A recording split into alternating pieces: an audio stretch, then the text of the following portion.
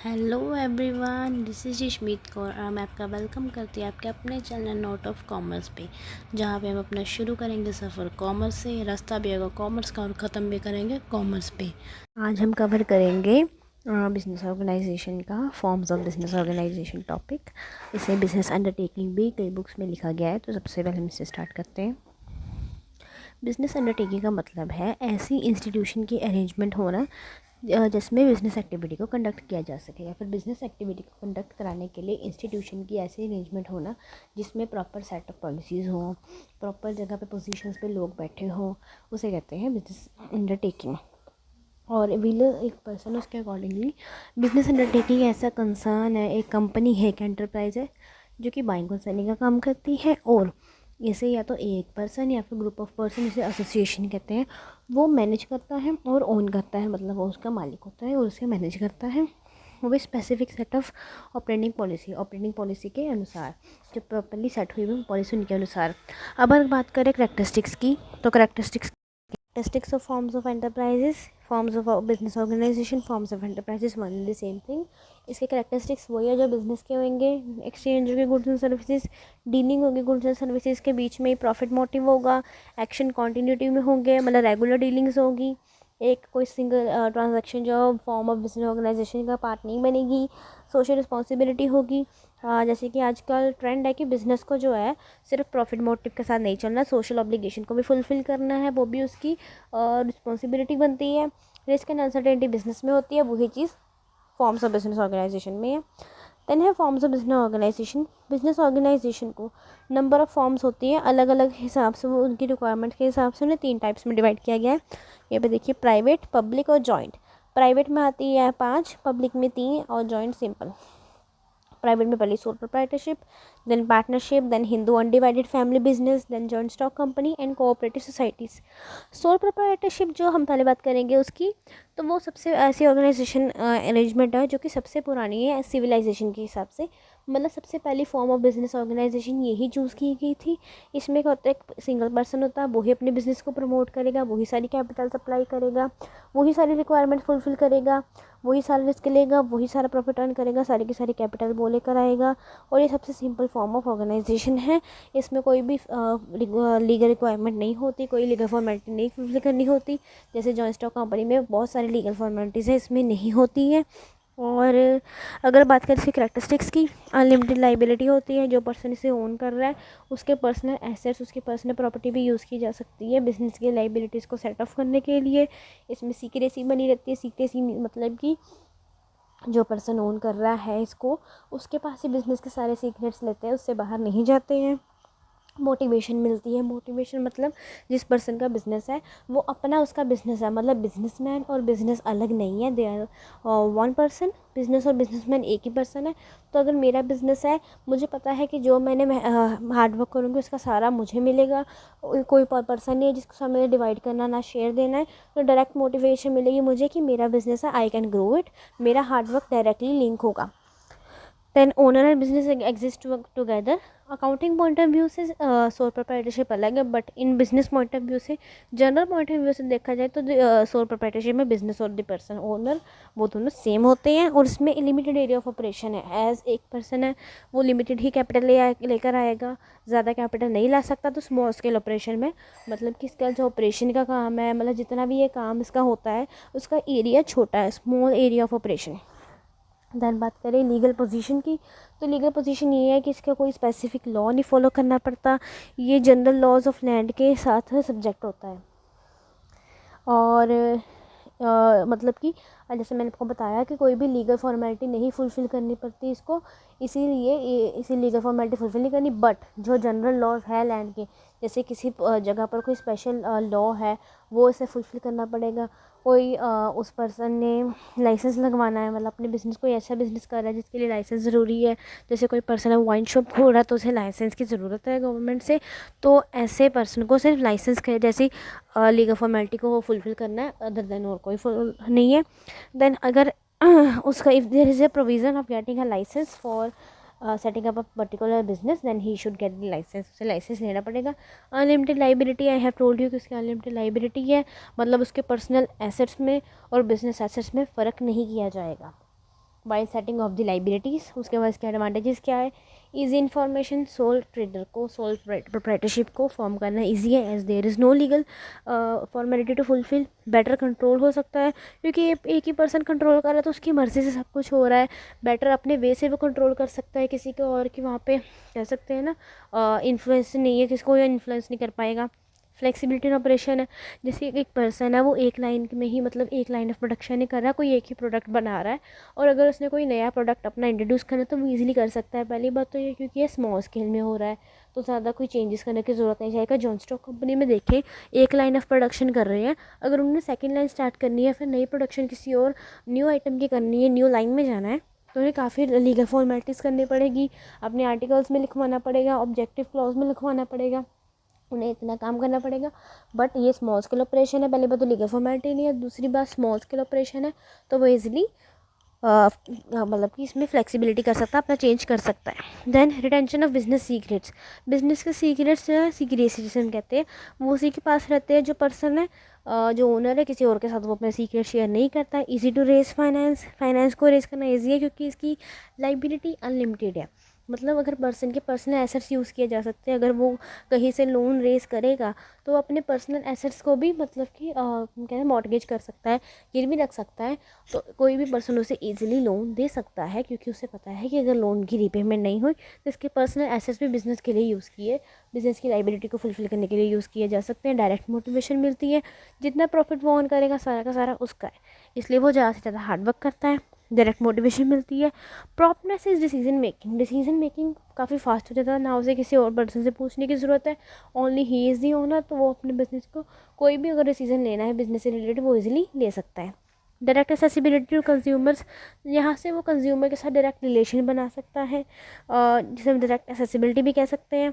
Inexpensive management, वही person owner है, वही मैनेजर है, वही कंट्रोलर है, तो उसे और कोई स्पेशल मतलब पेमेंट करने की ज़रूरत नहीं है, और वैसे भी उसके पास इतने पैसे नहीं होते बिकॉज उसका एरिया ऑफ ऑपरेशन भी कम है, उसका प्रॉफिट भी कम होगा कि वो मतलब और कोई मैनेजर को हायर कर सके, इसलिए इनएक्सपेंसिव मैनेजमेंट है, कोई पैसा नहीं लगता उसका मैनेजमेंट में, कोई लीगल रिस्ट्रिक्शन नहीं है, अभी तक कोई भी लॉ नहीं बना है, कोई लीगल रिक्वायरमेंट नहीं है, लाइक पार्टनरशिप एक्ट है, पार्टनरशिप के लिए जॉइंट स्टॉक कंपनी के लिए कंपनी एक्ट 2013 है, पर इसके लिए कोई भी लीगल फॉर्मेलिटी नहीं है। सोशली डिज़ायरेबल है, सोशली क्यों डिज़ायरेबल है, जैसे एक स्मॉल हम बात करें स्मॉल प्रोप्राइटरशिप की, सबसे बेस्ट सबकी होती है ग्रोसरी स्टोर, आपके घर के आसपास किराने की दुकान, वो सबसे बेस्ट एग्जाम्पल होती है इसकी।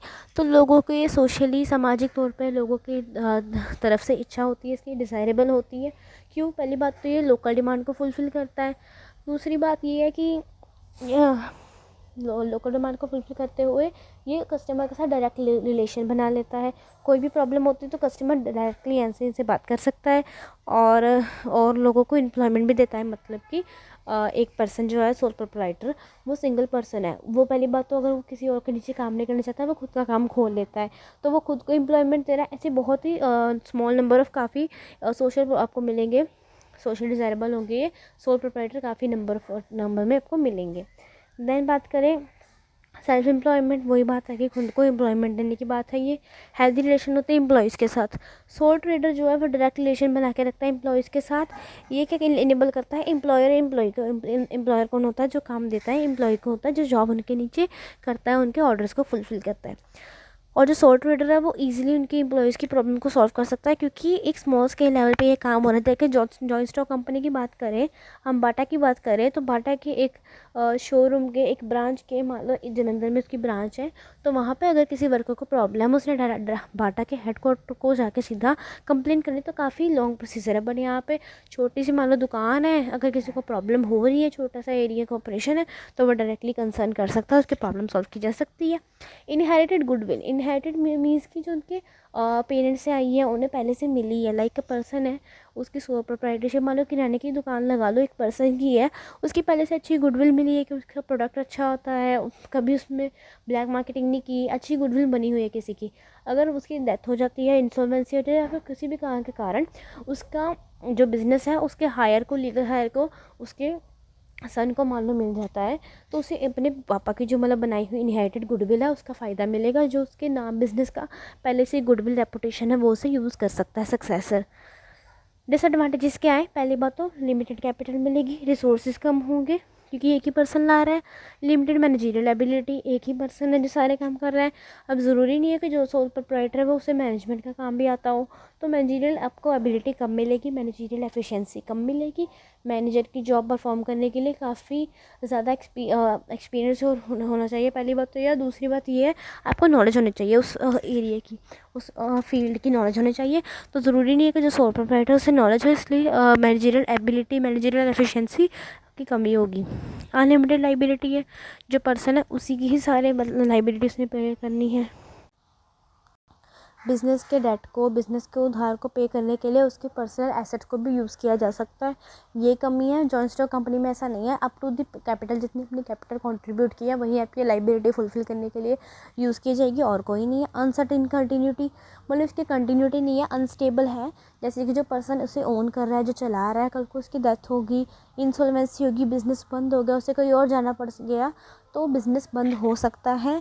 बिज़नेस को कंटिन्यू करने का इतना ट्रेंड नहीं है, बिकॉज जो उसका मान लो उसका सक्सेसर है, जो उसके बच्चे हैं, वो आगे उस बिज़नेस को कैरी ऑन नहीं करना चाहते हैं, तो बिज़नेस बंद हो जाएगा। अनसर्टेनेस की continuity. Limited scope of employees, एक सोल ट्रेडर है, बहुत ज़्यादा ट्रेंड और क्वालिफाइड पर्सन को नहीं अट्रैक्ट कर सकता, ना उन्हें ज़्यादा करियर अपॉर्चुनिटीज़ दे सकता है, क्योंकि ये तो पहले बस क्या है, स्मॉल स्केल पे हो रहा है, बहुत ही छोटे ऑपरेशंस होते हैं। तो हाँ, एक पर्सन ये हो सकता है कि कोई एम्प्लॉय यहाँ पे सीखना चाहता है तो वो सीखने के लिए ज्वाइन कर लेता है, बट अगर हम बात करें कि प्रॉपर जॉब है, तो ये प्रॉपर जॉब नहीं देते। No large scale economies. Large scale economy का आपको एग्जांपल दूंगी। अगर आप है आप कोई आइटम है वो एक परचेज़ कर रहे हो, तो वो आपको 100 रुपये की पड़ रही है, पर आप वही आइटम अगर 10 परचेज़ कर रहे हो तो आपको कितने की पड़ेगी? 100 की तो नहीं पड़ेगी, पर आइटम कम रेट में पड़ेगी। यही है इकोनॉमीज़ ऑफ स्केल, कि ज़्यादा परचेज़ करने पे आपको कम प्राइस मिलेगा, ज़्यादा अपॉर्चुनिटीज़ मिलेगी, है ना। तो अगर जो ये सोल प्रोप्राइटरशिप है, या काफ़ी कम प्रोडक्ट खरीदता है, मतलब प्रोडक्ट खरीदेगा तो काफ़ी कम क्वांटिटी में खरीदेगा, इसके कारण क्या होगा, उसे लार्ज स्केल ऑफ इकोनॉमीज़ का फ़ायदा नहीं मिलेगा। जो बार्गेनिंग पावर बड़े बड़े इंडस्ट्रीज़ के पास होती है वो उसे नहीं मिलेगी। ज़्यादा रिस्क इन्वॉल्व होता है, क्योंकि ज़रूरी नहीं है कि जो पर्सन उसे ओन कर रहा है वो हमेशा सही डिसीज़न लेगा। क्विक डिसीज़न ज़रूर है, पर ये ज़रूरी नहीं है कि उसका डिसीज़न हमेशा राइट ही हो, तो रॉन्ग डिसीज़न के हमेशा चांसेस रहते हैं। इसके लिए ज़्यादा रिस्क होता है सोल प्रोप्राइटरशिप में। देन सूटेबिलिटी, अगर हम बात करें सोल प्रोप्राइटरशिप की, तो इसकी सूटेबिलिटी कहाँ पे होगी, कहाँ कहाँ पे है वो सोल प्रोप्राइटरशिप को हम यूज़ कर सकते हैं। अगर हम बात करें, सबसे पहली बात है स्मॉल स्केल ऑपरेशंस में। अगर आपका एरिया ऑफ कवरेज कम है, आपने कम एरिया में करना है, आपका लेवल ही स्मॉल स्केल है, like a small grocery shop है, आप वहाँ पे ये सूटेबल होगा सोल प्रोप्राइटरशिप। आपके पास कैपिटल कम है तो आप सोल प्रोप्राइटरशिप को चूज़ कर सकते हैं। कम लिमिटेड एरिया में आपको, मतलब मैनेजरियल आपकी स्किल्स कम है, लिमिटेड मैनेजरियल स्किल्स है, तो आप मतलब सोल प्रोप्राइटरशिप को चूज़ कर सकते हैं। अगर मार्केट लोकल है, अगर आपने लोकल मार्केट की डिमांड को कैटर करना है, लोकल मार्केट की डिमांड को फुलफिल करना है, तो आप सोल प्रोप्राइटरशिप को चूज़ कर सकते हैं। देन पर्सनल कॉन्टैक्ट, अगर किसी बिज़नेस में हमें पर्सनल कॉन्टैक्ट बनाना कंज्यूमर के साथ ज़रूरी है, तो we can choose sole trade business. Then speculative business. Speculative business वो होता है जिसमें थोड़ा सा डिमांड और प्राइस मतलब फटाफट चेंज होते रहते हैं, मतलब डिमांड भी मतलब कि क्विकली बदलती रहती है, मतलब डिमांड जो है वो इजीली चेंज हो जाती है, प्राइस जो है वो क्विकली चेंज हो जाता है। तो ऐसे जो होता है जिसमें फटाफट डिसीजन लेने हैं, प्रॉम्प्ट डिसीजन लेने, क्विक डिसीजन लेने हैं, उस जगह पे ये जो सूटेबल है, हम एक और पॉइंट ऐड कर सकते हैं इसमें से डिराइव करके, where quick decision is necessary, जहाँ पे आपको क्विक डिसीजन लेना जरूरी है, वहाँ पे सोल प्रोप्राइटरशिप को यूज़ कर सकते हैं। देखो ये 3 पॉइंट है, इससे हमने 7 पॉइंट बना लिए इस 3 में से। कैसे? क्योंकि आपको पॉइंट्स के बीच में पॉइंट्स निकालना है, पेपर में 3 पॉइंट लिखोगे कोई नंबर नहीं देने वाला, कम से कम 7-8 तो लिख के आओ। Social desirability of sole trade business. Sole trade business जो होता है उसको सोशली भी, सामाजिक तौर पे भी डिज़ायर किया जाता है, उसको सामाजिक एक कहते हैं ना ज़रूरत है वो, कि आज के टाइम पे देखा, आज के टाइम पे भी जैसे और बहुत सारे फॉर्म्स ऑफ ऑर्गेनाइजेशन हैं, ये सबसे पुराना, पर फिर भी इसकी जो एक कह सकते हैं हम पॉपुलैरिटी है वो कम नहीं हुई, अभी भी सोशली ये डिज़ायरेबल है। क्यों? क्योंकि ये लार्ज नंबर ऑफ पर्सन्स को एम्प्लॉयमेंट देता है। आप कम कैपिटल के साथ भी बिजनेस स्टार्ट कर सकते हो। You can be a business man with this small amount of capital. तो आपके लिए ये बेस्ट ऑप्शन है। अगर आप किसी और के नीचे नहीं काम करना चाहते हैं, यू कांट मतलब आप चाहते ही नहीं हो कि आप किसी और के नीचे एम्प्लॉयमेंट करो, तो आप खुद का बिज़नेस खोल के खुद के ओनर बन सकते हो। You can be your own boss, अपना खुद का बॉस बन सकते हो। इसलिए ये लार्ज नंबर ऑफ पर्सन का एम्प्लॉयमेंट रहता है, सो प्रोप्राइटर बहुत ज़्यादा अमाउंट में मिलते हैं। नीड ऑफ लेस कैपिटल, इसमें कैपिटल की कमी हो, मतलब कम कैपिटल के साथ हम बिज़नेस स्टार्ट कर सकते हैं। जैसे एक बिज़नेस वेजिटेबल सेलर है, वो फ्यू थाउजेंड रुपीज़ के साथ भी अपना जो कहते हैं काम स्टार्ट कर सकता है, और उसका बैक उससे थोड़ा सा ऊपर प्रॉफिट कमा के घर को वापस आ सकता है। तो इसमें कम कैपिटल चाहिए। Then easy to change line, अगर आपको कोई बिज़नेस अच्छे से आप नहीं कर पा रहे हो, कोई एक लाइन आपने चूज़ की है, कोई एक प्रोडक्ट कैटेगरी चूज़ की है, तो आपको उसमें नहीं अच्छा प्रॉफिट हो रहा, तो you can easily change your line. Like joint stock company में आप सपोज करो कोई कॉस्मेटिक्स की जॉइंट स्टॉक कंपनी है, उसके लिए अपने पूरी की पूरी लाइन चेंज करना काफ़ी डिफिकल्ट होगा, काफ़ी लीगल फॉर्मेलिटीज़ होगी, पर in sole proprietorship it is very easy to change your line. Then provide goods at low price, आपको गुड लो प्राइस पे मिलते हैं। क्यों? इसमें जो मिडल मैन होता है वो एलिमिनेट हो जाता है। पहली बात तो ये जो स्मॉल ट्रेडर्स होते हैं, स्मॉल सोल प्रोप्राइटरशिप में होते हैं, स्मॉल प्रोप्राइटर्स होते हैं, ये लोकल प्रोड्यूसर्स जो होते हैं, स्मॉल प्रोड्यूसर्स होते हैं, उनसे गुड लेके आपको सेल करेंगे। तो पहली बात तो मिडल मैन का काम, क्योंकि इन्हें प्रोडक्ट भी कम खरीदना है, तो जो मिडल मैन कॉस्ट है वो एलिमिनेट हो जाएगी, वो डायरेक्ट प्रोड्यूसर से खरीदेंगे। प्रोड्यूसर भी कौन से होंगे? Small producers. तो जो मिडल मैन की एक एक्स्ट्रा कमीशन होती है, एक्स्ट्रा होती है, वो कम हो जाएगी। जैसे कि एक पर्सन आप सपोज करिए, ये जो है ए, ये होलसेलर है, बी ए मान लो मैन्युफैक्चरर है, बी होलसेलर है, सी रिटेलर है और डी कस्टमर है। अब जो पहले वो मैन्युफैक्चरर है वो प्रोडक्ट देगा, इसको मान लो 100 रुपीज़ की इसकी कॉस्ट है, वो उसको 100 रुपीज़ में दे देगा मान लो। तो ये जो है अपने 20 रुपीज़ ऐड करके 120 का सी को देगा, सी जो है वो अपने 120 ऐड करके 140 का कस्टमर को देगा, ये कस्टमर को देगा। तो सोल प्रोप्राइटरशिप में क्या होगा, वो जिसे कहते हैं स्मॉल नंबर ऑफ जो स्मॉल स्केल प्रोड्यूसर्स है उनसे ही लेंगे। मतलब कि अगर ये जो है वो स्मॉल स्केल प्रोड्यूसर है, सी जो है वो हमारा और सोल ट्रेडर है, तो बी एलिमिनेट हो जाएगा, जिसे हम मिडल मैन कहते हैं, मीडियम कहते हैं, वो एलिमिनेट हो जाएगा, कम हो जाएगा। जो इसके 20 रुपीज़ है वो कैंसिल आउट हो जाएंगे। सो ये 120 का, इसे 100 का 120 में पड़ेगा, ये आगे लो प्राइस पे सेल करेगा। इसीलिए जो प्रोडक्ट सोल ट्रेडर के पास होता है वो कम रेट पे मिलता है, एक रीज़नेबल प्राइस पे हमें प्रोडक्ट अवेल करता है। और ये हेल्पफुल किसके लिए? स्मॉल प्रोड्यूसर्स के लिए, जो स्मॉल प्रोड्यूसर्स हैं उनके लिए हेल्पफुल है। Then removal of unequal income distribution. इन अनइक्वल इनकम डिस्ट्रीब्यूशन का मतलब क्या है कि इनकम जो है रिच के हैंड में रह जाती है, पुअर के पास नहीं पहुंचती।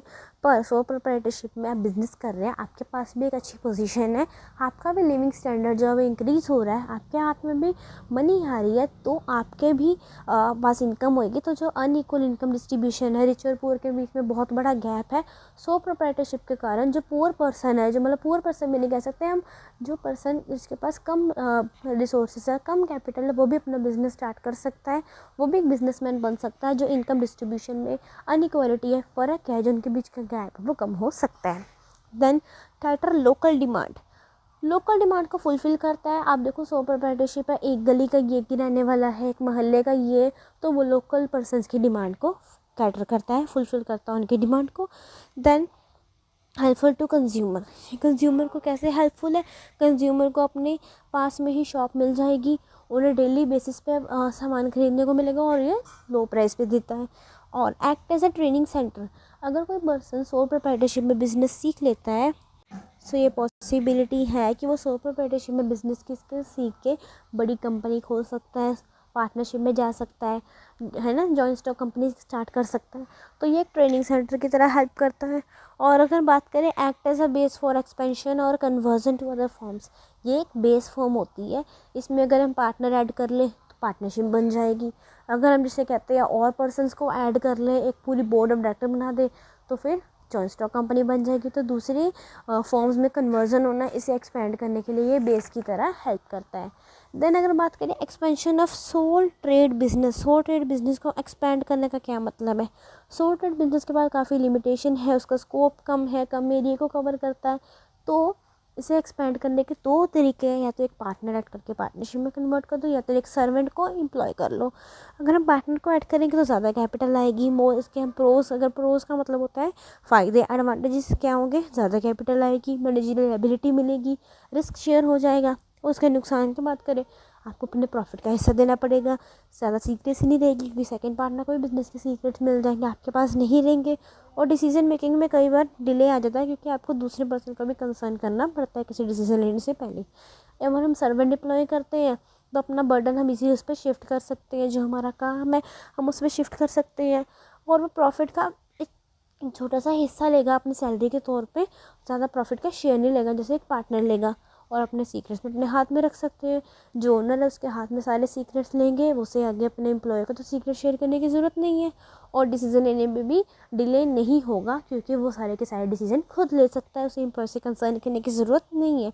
और इसके कॉन्स या इसके डिसएडवांटेजेस क्या हो सकते हैं कि ज़्यादा कैपिटल नहीं आएगी, है ना, मैनेजरियल स्किल्स नहीं मिलेंगे, और कई बार कंपटीशन मिल सकता है। कैसे, क्योंकि एक एम्प्लॉई है आपसे सीख कर आपके पास एम्प्लॉयमेंट करके, अगर वो खुद के अगर जाके खोल रहा है शॉप, अपना खुद का बिजनेस स्टार्ट कर रहा है, तो आपको उससे कंपटीशन मिल सकता है। और एक सूटेबल पर्सन को फाइंड करना भी डिफ़िकल्ट है, जो आपके बिज़नेस के लिए एक सूटेबल पर्सन को फाइंड करना डिफ़िकल्ट है, मतलब जो पर्सन आपके बिज़नेस के लिए परफेक्ट है उसे फाइंड करना मुश्किल हो सकता है। जो फ़ायदे एडिंग अ पार्टनर में है, वही कॉन्स बन के एम्प्लॉइंग अ सर्वेंट में है। जो नुकसान एडिंग अ पार्टनर में है, वो ही फ़ायदे एडिंग अ सर्वेंट में है। So this was the chapter, I hope it was beneficial for you. अगर आपको और कोई डाउट है या फिर कोई चैप्टर ऐसा है जो आप अभी तक मैंने कवर नहीं किया है, सो आप मुझे कमेंट कीजिए, I will help you. Thank you.